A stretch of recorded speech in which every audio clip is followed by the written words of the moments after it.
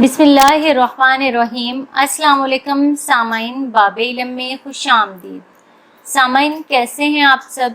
मेरी दुआ है कि अल्लाह के फजलो करम से आप सब हमेशा खुशो खुरम रहें, शादो आबाद रहें, आमीन। सामाइन, कोलगेट टूथपेस्ट में लीमू डालें और बताए गए तरीके से इस्तेमाल करें। इतना फ़ायदा होगा कि आप इंशाअल्लाह इस नुस्खे का इस्तेमाल यकीनी बना लेंगे। ख़वातीन अपनी बहुत हिफाजत करती हैं, लेकिन पैरों की एड़ियों की बात आए तो वो इन्हें छुपाती घूमती हैं, क्योंकि फटी एड़ियां आखिर पसंद किसको हैं। सर्दियों में ये मसला हल हो जाता है, क्योंकि हम कहीं भी जाने से पहले फैंसी से फैंसी सॉक्स पहन सकते हैं, लेकिन गर्मियों में ये मसला शर्मिंदगी का बाइस बनता है। लिहाजा आज एक आम सा पेस्ट खुद घर में तैयार करें और एक ही बार के इस्तेमाल में आपको नुमाया फर्क नजर आएगा।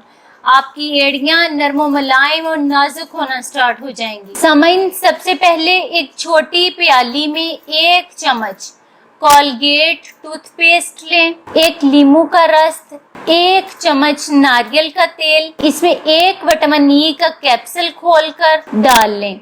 अब इस अमेज़े को अच्छी तरह से मिक्स कर लें और अब इस पेस्ट को रोज अपनी एड़ियों पर सोने से पहले लगाएं।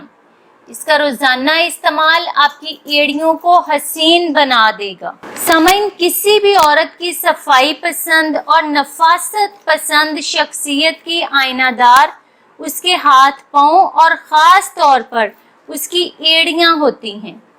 तो जितनी केयर आप अपने फेस की करती हैं, अगर उससे आधी हाथ पांव और एड़ियों की कर लें तो शख्सियत निखर जाएगी। मुझे उम्मीद है कि आज की वीडियो में बताया गया ये छोटा सा आसान सा टोटका आप ज़रूर ट्राई करेंगी और कमेंट बॉक्स में ज़रूर बताएंगी कि आपको इस टोटके से कैसे पॉजिटिव रिजल्ट्स मिले हैं।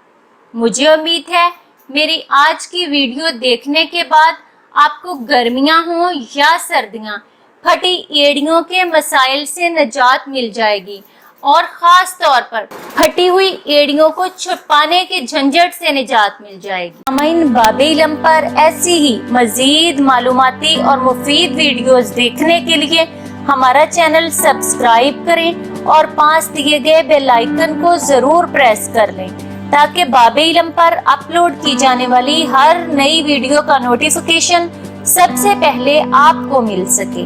सामाइन, वीडियो लाइक करें, शेयर करें और कमेंट बॉक्स में अपनी राय का इजहार करना ना भूलें। अगली वीडियो तक के लिए इजाजत दीजिए। बहुत शुक्रिया। अल्लाह हाफ़िज़।